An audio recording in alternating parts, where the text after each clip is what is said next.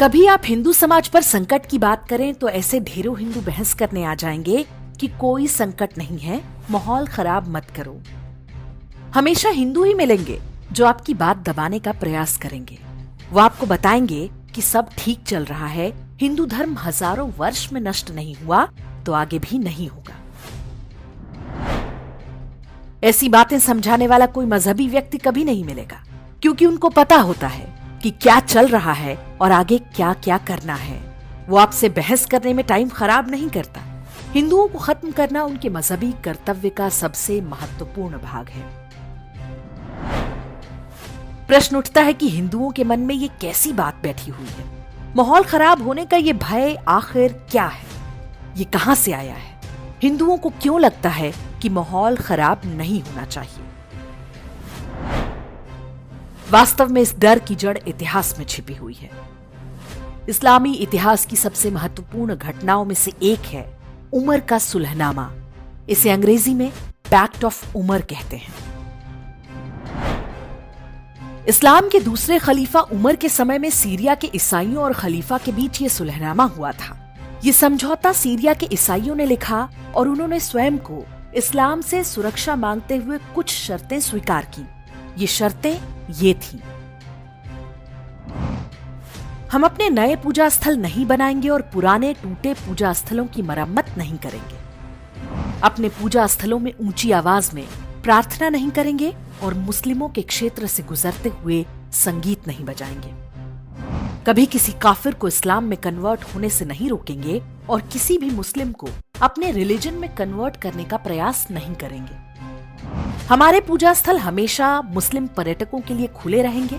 हम उन्हें ठहरने पर 3 दिन तक खाना, पानी और रहने का स्थान देंगे। हम घोड़े पर जीन कसकर नहीं बैठेंगे और हथियार लेकर नहीं चलेंगे। कोई भी काफिर किसी मुस्लिम के घर के बगल में उससे ऊंचा मकान नहीं बनाएगा। हर काफिर हर मुस्लिम को पूरी इज्जत देगा और उसके लिए बैठने की जगह छोड़ देगा। सीरिया के मूल निवासियों ने ये सारे लिखित वचन खलीफा उमर के आगे प्रस्तुत किए। बेहद रहमदिल खलीफा उमर ने इन सभी को स्वीकार कर लिया। अपनी तरफ से केवल एक शर्त जोड़ी कि कोई काफिर कभी किसी मुस्लिम पर हाथ नहीं उठाएगा, बचाव में भी नहीं, जवाब में भी नहीं। ऐसा करना अपराध माना जाएगा। सुलहनामा पेश करने वाले लोगों ने कहा कि वो ये सुलहनामा अपने और अपनी कौम की सुरक्षा के लिए स्वीकार करते हैं। बदले में उन्हें जीने का अधिकार दिया जाए। यदि किसी ने भी इन शर्तों में से कोई भी तोड़ी तो उसे दिया गया सुरक्षा का वचन हटा लिया जाएगा, यानी वो मार दिया जाएगा। उसके प्रति किसी की सहानुभूति नहीं होगी। ध्यान दें, ये शर्तें खलीफा उमर ने नहीं लिखी थी। ये खुद काफिरों ने अपने हाथ से लिखी थी। किस भय में लिखी थी ये अलग से बताने की आवश्यकता नहीं है। और काफिरों ने सिर्फ अपनी नहीं, सबकी गारंटी ली थी कि वो सभी इन शर्तों को मानेंगे। उन्होंने सबका जिम्मा लिया, इसलिए ये शर्तें जिम्मा की शर्तें कहलाईं। जिम्मेदारी शब्द का जन्म यहीं से हुआ था। जिम्मा की शर्तों पर जीने वालों को जिम्मी कहा गया। अरबी शब्द जिम्मा जब अंग्रेजी में लिखा जाता है तो इसकी स्पेलिंग DHIMMA होती है, यानी धिम्मा होती है, और उन शर्तों को मानने वाले धिम्मी कहलाते हैं। उमर का ये सुलहनामा वास्तव में एक टेम्पलेट है। मजहबी समुदाय हर समय इसी के आधार पर काम करता है। इतिहास पर ध्यान दे तो समझ में आएगा कि भारत में भी उमर के सुलहनामे पर लगातार अमल जारी है।